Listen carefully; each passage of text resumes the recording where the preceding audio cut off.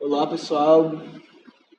Meu nome é José Neto, eu sou aluno de psicologia aqui da Nassau e hoje eu estou aqui para apresentar para vocês um Movecast, um podcast sobre psicologia do esporte, mas que além do esporte a gente vai trazer além do esporte não, além da psicologia a gente vai trazer outras temáticas também com outros convidados.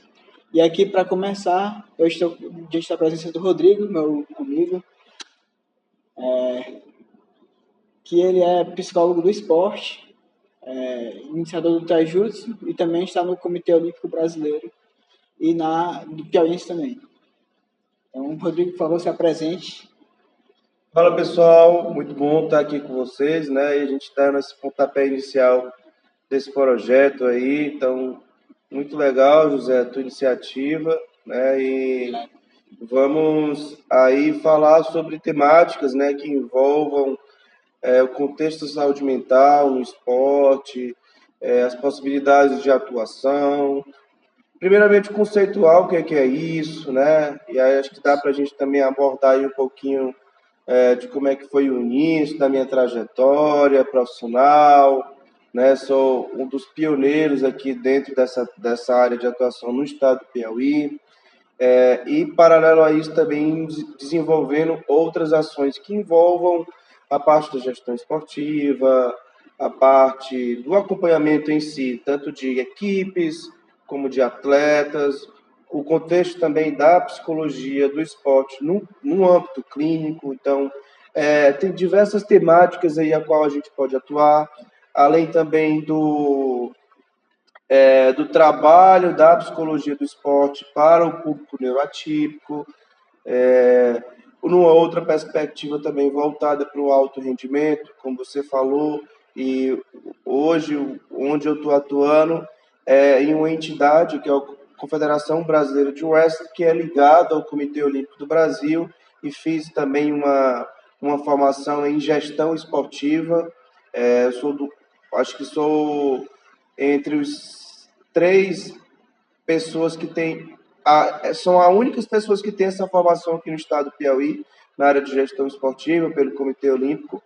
E vamos aí, né? Espero poder ajudar, contem comigo e estou bem animado aqui para que a gente possa trazer várias discussões que eu tenho certeza que, para quem for acompanhar isso posteriormente, irá ajudar bastante. Obrigado. Então, vamos começar primeiro com o conceito que é a psicologia do esporte, né? Não só na área da prática, mas também da pesquisa. Perfeito, isso é muito importante, José, porque a gente precisamos começar, né, e iniciar uma conceituação através de fundamentos científicos, né? Então, via de regra, o conceito básico do que é a psicologia do esporte é, é uma, é uma especialização, né, uma sub-área de atuação do profissional da psicologia, que tem uma certificação hoje pela entidade máxima que rege a psicologia no Brasil, que é o Conselho Federal de Psicologia. Então, está dentro de uma das especialidades, né, que tem esse reconhecimento e validação. E o conceito básico é fazer com que o atleta, dentro do âmbito esportivo ou dentro de habilidades esportivas, de que forma que a sua parte emocional, ou seja, seus comportamentos, emoções, pensamentos, de que forma isso interfere de uma forma direta ou indireta no seu desempenho. Porque partimos do princípio que o esporte, dentro do contexto esportivo, o atleta, durante a execução do seu treinamento, ao longo disso espera-se que tenha uma continuidade, né? Ou seja, um aperfeiçoamento das suas habilidades e, consequentemente, isso tem que ser posto em prática. Como é que se põe em prática? Num viés mais direto, através do contexto competitivo. E quando acontece a competição, espera-se, né, melhores resultados. Então, de uma maneira geral, e o conceito bem generalista é nessa perspectiva, potencializar habilidades psicológicas para o desenvolvimento das competências técnicas, táticas, de acordo com a modalidade que o atleta esteja praticando. Então, eu vejo também que hoje a gente fala mais sobre isso, sobre saúde mental, né, no contexto esportivo. Daqui a pouco vão começar as Olimpíadas também. Então, há aquelas Olimpíadas do Japão, né? Foi marcado também pela experiência da Simone Biles, lá da ginástica. Então, e a gente cada vez mais aumentaram duas modalidades também nas Olimpíadas. E a gente vê cada vez mais adolescentes começando, né? Então, jovens ali de 13, 14 anos, representando seus países com muita responsabilidade e, além de ter essa responsabilidade consigo, então também tem essa cobrança interna muito grande. E por serem esportes também com pontuações, né? Então tem que estar perfeito, entre aspas. Não são juízes que decidem, não são por pontos. Então, como trabalhar essa questão também com adolescentes, né? Que estão começando agora, que estão vivendo mudanças no corpo, cognitivas, comportamentais, enfim. É muito bom você pontuar isso, que hoje, aqui dentro do Piauí, e até para quem tem, né, esse interesse em trabalhar dentro do viés esportivo, é uma dica, né, e uma sugestão que eu dou. Se puder, inicia nas categorias de base e depois você vai aumentando ali até chegar na categoria principal ou nesses atletas que já têm, que já estão entrando ali no alto rendimento. Inclusive, a gente pode até falar sobre isso, o que é o alto rendimento, o que é as etapas do desenvolvimento esportivo. Mas vamos primeiro aqui para essa pergunta, para não perder o raciocínio. Então, iniciar pela base é muito importante para uma pessoa profissional, estudante que queira entender um pouco mais do cenário da atuação do psicólogo, porque a gente começa ali, como o próprio nome fala, né, da base e vai evoluindo até chegar ali o rendimento em si, porque a gente consegue compreender melhor as mudanças dessas faixas etárias, né? Então, como você falou, fez uma pontuação muito importante, o atleta que está ali na iniciação esportiva e buscando se especializar posteriormente em algum tipo de modalidade, isso vai tendo mudanças de idade, que a gente chama de transição de carreira. E essa transição ela precisa ser muito bem gerenciada. E hoje eu posso afirmar que é aí onde tem a maioria das problemáticas, porque a gente percebe que há uma especialização precoce. O que é essa especialização precoce, para quem não entende ainda? Às vezes se coloca, a gente vai falar num termo bem vulgar aqui do esporte, né? A gente percebe que tem muitos atletas que estouram numa fase ainda que era para estar em desenvolvimento. O que é isso, a grosso modo? Às vezes é um atleta de 15, 16 anos que já está num grau de fadiga muscular ou já passa a desencadear um quadro de lesão muito grave. Então isso é preocupante, porque em etapas iniciais do seu treinamento, há uma superestimulação, ou seja, há uma sobrecarga de treinamento e isso desencadeia, né? Às vezes faz com que tenha essa especialização precoce. Por quê? O atleta ele vai até desempenhar altas habilidades e, consequentemente, ótimos resultados em uma determinada faixa etária de idade. Mas e depois? A faixa de vida do atleta não é só dos 12 aos 17 anos. Então, e depois? Né? Então, hoje, a nossa maior, dentro da nossa perspectiva, da nossa realidade, é trabalhar o atleta para que o garoto ou a garota consiga lidar melhor com as suas emoções para que dê continuidade também para a sua vida atlética, né? Porque é muito mais difícil você se manter hoje na categoria principal da modalidade, né? Ou no adulto, em alguns esportes vai chamar adulto, sênior, mas é tudo ali acima dos 18 anos, a gente pode falar assim, porque é onde falta também muitos recursos, falta material humano, falta pessoas que estejam ali no mesmo nível ou num perfil desejável para que o atleta busque ter maior performance, ou em outras situações até tem, mas esses atletas adultos já estão lesionados ou em fim de carreira, né? Isso é muito comum acontecer. Então, como você falou, está tendo esse aumento, isso é muito importante. Hoje, ainda, grande parte da atuação da psicologia do esporte aqui no Brasil, ela se dá nas categorias de base. Entretanto, já pegando o gancho com outra coisa que você falou da ideia das Olimpíadas, o pilar mental dentro do Comitê Olímpico do Brasil vem dando um salto gigantesco, né? Desde lá da Rio 2016, que tivemos aí mais de 30 profissionais trabalhando diretamente apenas com atletas do Brasil. Então, isso é muito importante porque valoriza também a atuação do profissional e mostra que há possibilidades, né? Então, dentro do Comitê Olímpico do Brasil, para quem não sabe, lá tem o setor de ciências do esporte e um deles é o departamento de psicologia, que tem uma equipe de profissional, né, muito bem qualificada, há de se falar, né, são escolhidos a dedos e desenvolve já um trabalho já a longo prazo com atletas. Tem atletas que já são acompanhados não só por um ciclo, para quem não sabe, um ciclo olímpico ele é um ciclo que dura 4 anos, que é o intervalo entre uma Olimpíada e outra. Então, lá já tem profissionais que já estão acompanhando o atleta já para o seu segundo ou terceiro ciclo, né? Então, para ver também a importância deste profissional, né? Então, é um pouco disso dentro dessa pergunta aí que você me colocou.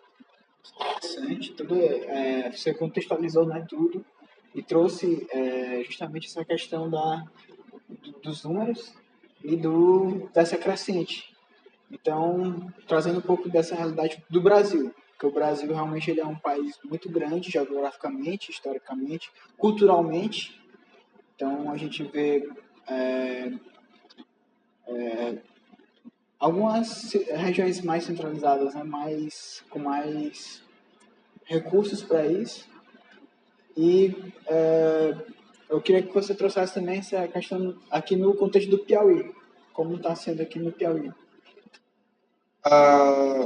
Primeiro, contextualizar sobre um pouco do meu olhar, né? Hoje, eu já atuo diretamente nessa parte de acompanhamento já tem quase 9 anos que eu acompanho atletas, mas dando um panorama, hoje nós vem se aumentando o investimento nas categorias de base, né, nas diversas modalidades, tanto modalidades olímpicas quanto não olímpicas.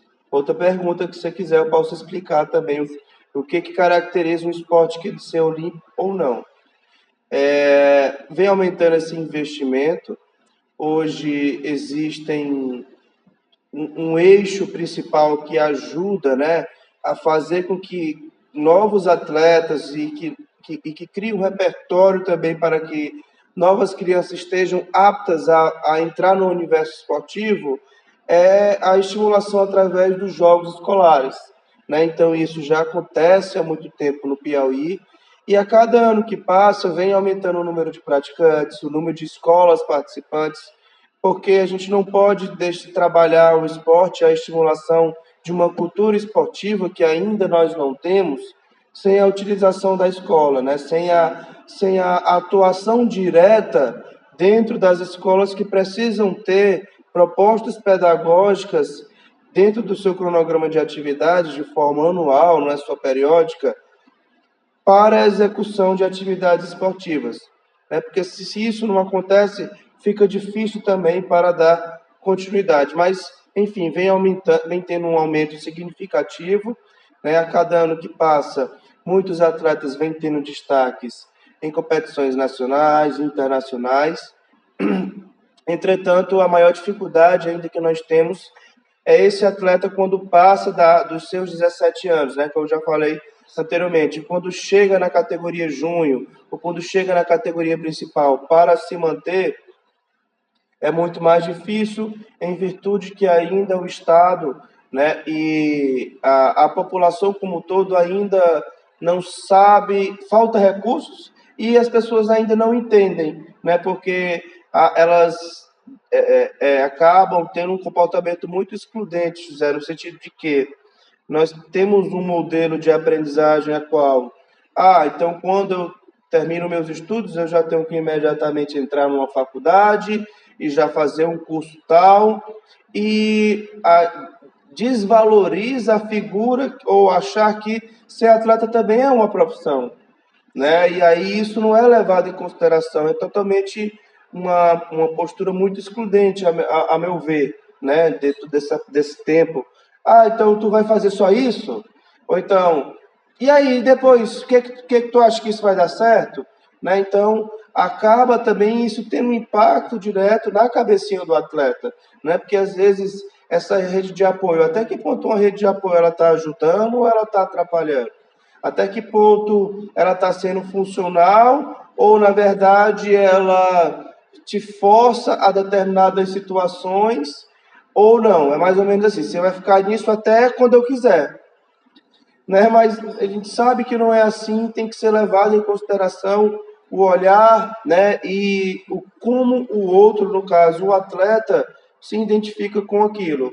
Mas, sintetizando, vem se tendo um aumento, nós temos muitos talentos esportivos, tanto que são destacados a cada ano, principalmente através dos jogos escolares, mas muitos outros ainda que não têm oportunidade, porque a gente percebe também, e aí dentro de uma visão mais no âmbito da gestão esportiva, que temos muitos profissionais, entretanto, muitos desses ainda não estão qualificados ou não têm o conhecimento suficiente da continuidade para se ter uma periodização de treino de uma determinada modalidade.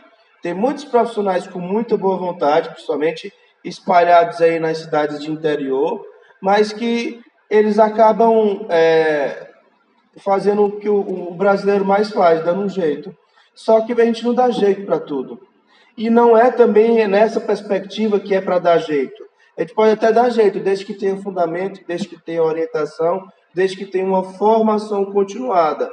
Então, aí dentro dessas situações, aí a gente acaba entrando em alguns entraves ou muitas vezes perde-se muito atleta por isso, né? Ou futuros jovens atletas, né? Porque a gente pode pensar em duas perspectivas, na do rendimento em si, né? Do alto rendimento, ou não, que é o mais adaptável para a nossa realidade, fazer com que a criança e o adolescente esteja estimulado e motivado através da valorização das suas competências esportivas.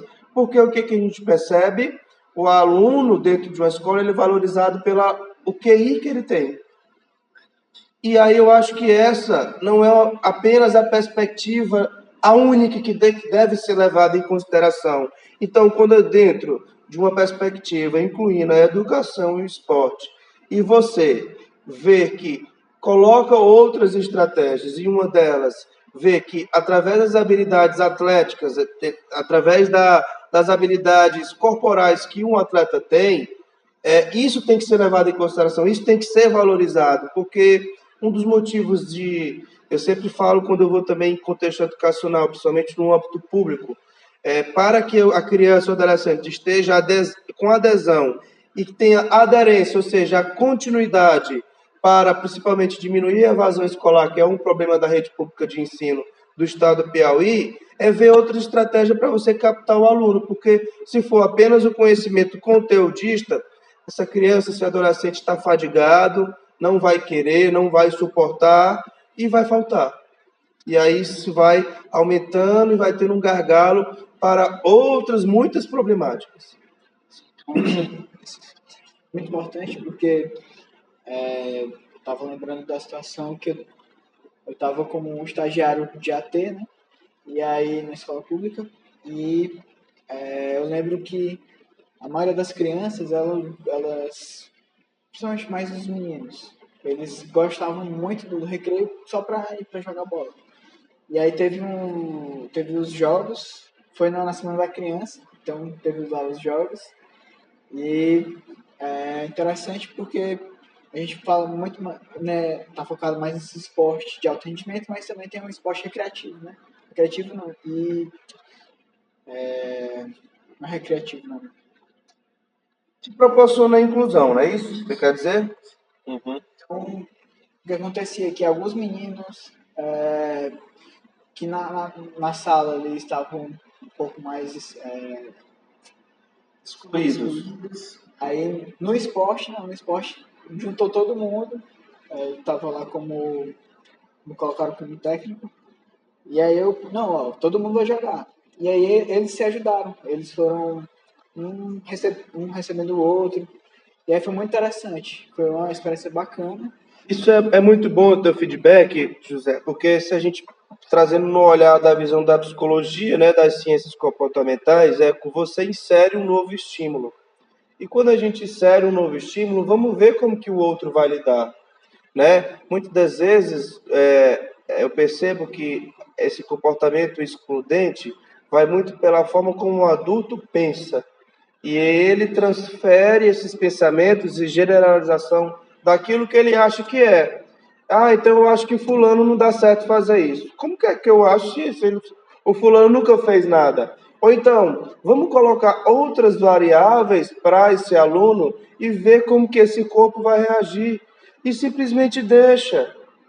Né? Então, e aí fazendo esse link com a estimulação através do esporte, o corpo vai ter adesão, o corpo vai querer experimentar algo que é diferente da rotina cansativa, extenuante, massacrante do contexto educacional, que é estimular para tirar notas boas, muitas das vezes a qualquer custo. E aí, às vezes, a gente vai por um caminho que não é o mais ideal e mora muitas outras problemáticas nisso. A gente está trazendo a realidade do Brasil, né? Porque em outros países... É do Brasil e do Piauí, né? É do Piauí. É. Em outros países mais desenvolvidos, muitos alunos, eles ganham bolsa justamente pela sua competência no esporte. Eu posso até falar isso, né? Tem muita gente que provavelmente vai nos escutar que não sabe como é que são os outros modelos. Hoje, pessoal, a nível de desenvolvimento esportivo, os países, principalmente dentro do viés das modalidades olímpicas, eles trabalham com modelos de desenvolvimento esportivo. O que é esse modelo de desenvolvimento esportivo? É de que forma e como as etapas da carreira ou de um possível atleta, o esporte tem que ser introduzido. Né? Então, os modelos fora do país, inclusive hoje o modelo que o Brasil utiliza dentro do Comitê Olímpico, é o modelo canadense. Então, lá dá muito certo e dentro, trazendo para a nossa realidade e adaptando algumas peculiaridades, como você falou, o Brasil é multicultural, tem tido um aumento significativo, principalmente do resultado, né, da performance. Então, basicamente, o que é, pessoal?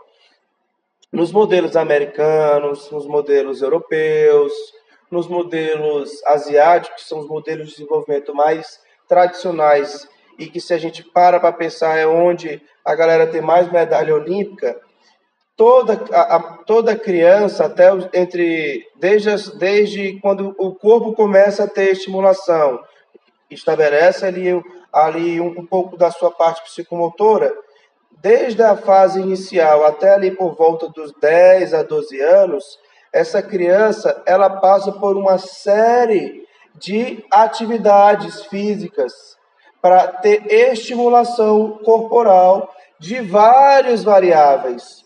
Diferente do Brasil. Como é que o Brasil faz? O Brasil, o pessoal diz ainda que é o país do futebol. Então, coloca uma criança na escolinha, lá no Baby com 1 ano, e ela só faz futebol o resto da sua vida. Ou faz o futebol por muito tempo. E acontece aquilo que a gente estava conversando. Chega com uns 14, 15, 16 anos, aquilo ali já é um cansaço, já é um peso muito grande. É como imaginar, e se eu não der certo no futebol, não vou dar certo mais para nada? Né? Então, nós temos que adaptar e trazer isso também para a nossa realidade. Então, a criança, até ali os 10, 11 anos, Se puder ter o máximo de experiência possível, esportiva, melhor. E isso quem está falando não sou eu.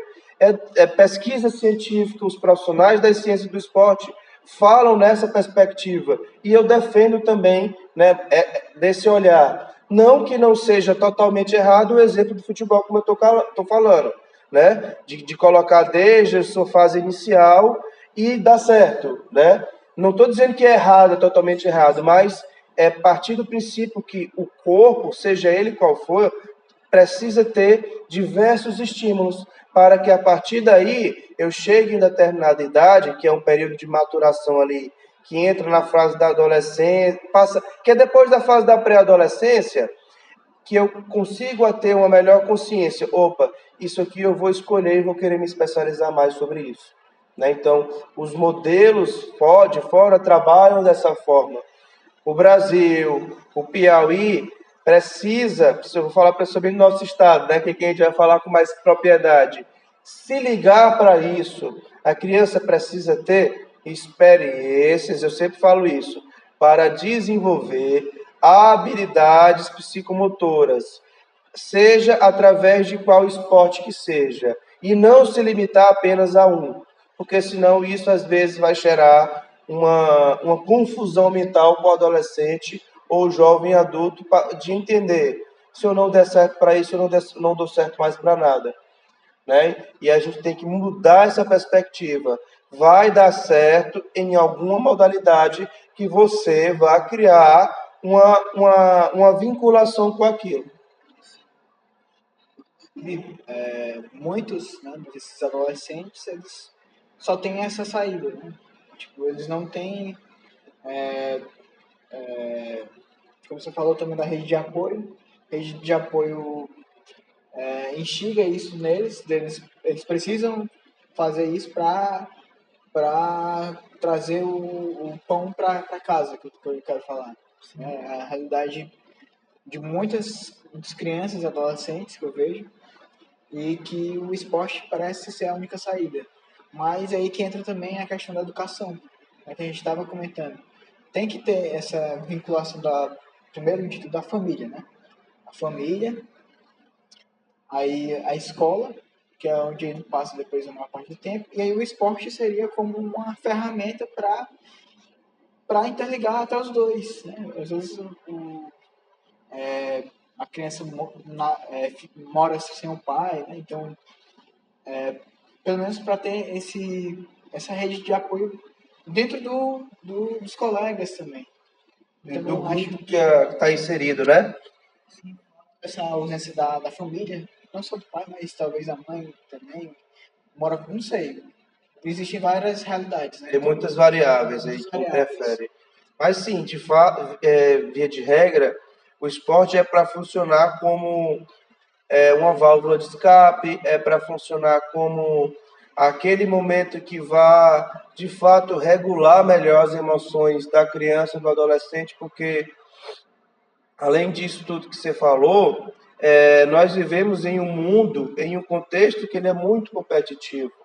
Então, essas crianças e adolescentes, elas naturalmente passam a desenvolver comparações, que é natural, que vai vendo o que o outro faz com o outro e começa a trazer isso para si, principalmente na fase da adolescência, que é um período de maturação que tem muito essas comparações, né?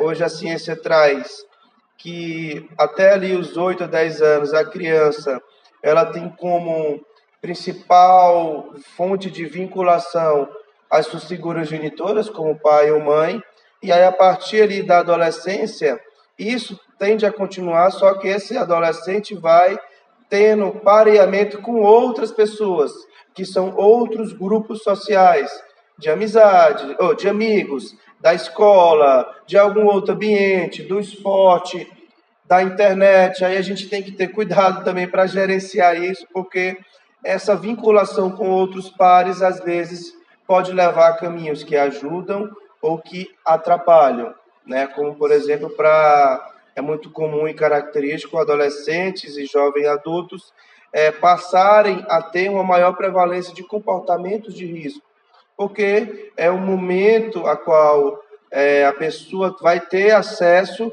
a outras informações que às vezes não é da sua idade, às vezes os genitores, os pais não estão tendo todo o controle daquela situação, que é o que mais acontece, né? E acaba indo por um caminho que não é muito interessante.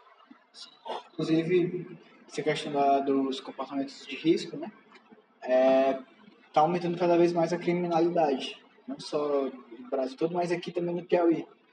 Com o aumento ali das facções. Então, eu queria que você trouxesse também que o esporte serve também para tirar ali daquele ambiente, né? daquela bolha, entre aspas. Bastante. Eu lembrei eu não lembro agora o nome do projeto, mas é um lá de Teresina, Generais da... Projeto Social Quartel-General da Luta. Isso, Quartel General da Luta. Eu queria que você explicasse um pouco mais o que é esse Quartel General da Luta e se tem a ver com o que a gente está falando também, essa questão Tem tudo a ver. do comportamento de risco, né? Tem tudo a ver. Hoje, e dentro dessa perspectiva de... Quer dar uma pausa? Hoje, dentro de tudo isso que a gente está falando, a complementação e a melhor ferramenta, principalmente com o público mais vulnerável, é se trabalhar através de projetos sociais. Por exemplo, hoje a gente está aqui na cidade de Parnaíba, aqui precisa ter mais projeto social, esportivo, porque as facções elas não vão interferir nisso, elas na verdade vão apoiar.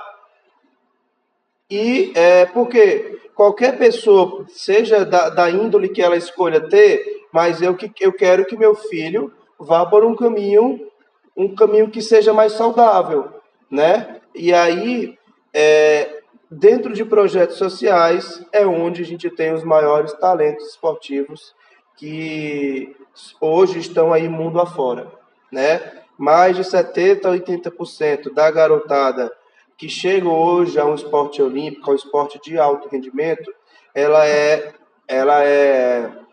tem os seus primeiros passos dentro de um projeto social, dentro de um local que tem bastante vulnerabilidade, e isso tem que ser investido. Então, eu acho que todo mundo tem que, a sociedade, poder público e privado, precisa ter melhores estratégias para investir e levar cada vez mais a cultura e o lazer para dentro das comunidades mais vulneráveis, porque tem muitas outras estratégias que ajudam, mas dentro da perspectiva que a gente fala, o esporte, as habilidades esportivas, ela tem uma capacidade de conseguir entrar em qualquer ambiente, até aquele mais inóspito possível. Então, eu acredito que esse é um caminho viável.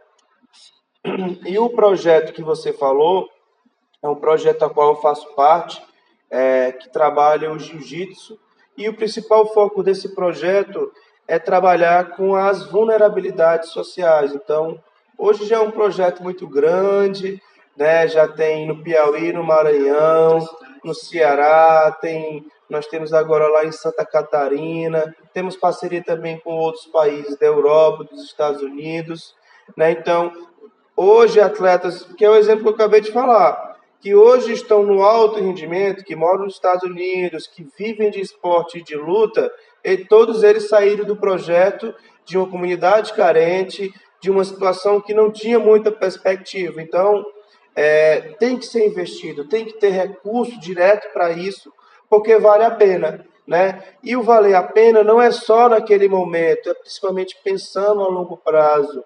Porque hoje um garoto que tem uma possibilidade através do esporte, ele pode até entrar pelo caminho do mal, mas ele vai pensar que também tem outras possibilidades se ele seguir num caminho através do esporte. Não necessariamente se tratando do alto rendimento, mas entender, por exemplo, hoje que um garoto que tem bons resultados aqui a nível estadual ou até municipal, se ele tem bons resultados, ele pode começar a ganhar um Bolsa Atleta.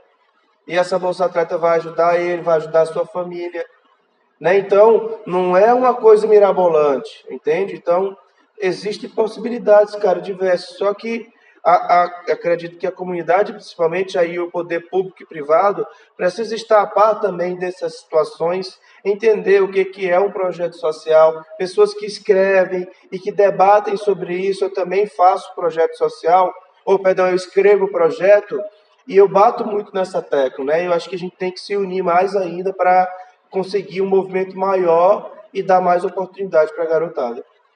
Acredito muito nisso, nessa questão da união da classe mesmo, tanto da psicologia, mas de outras Outras áreas. que são, pode finalizar.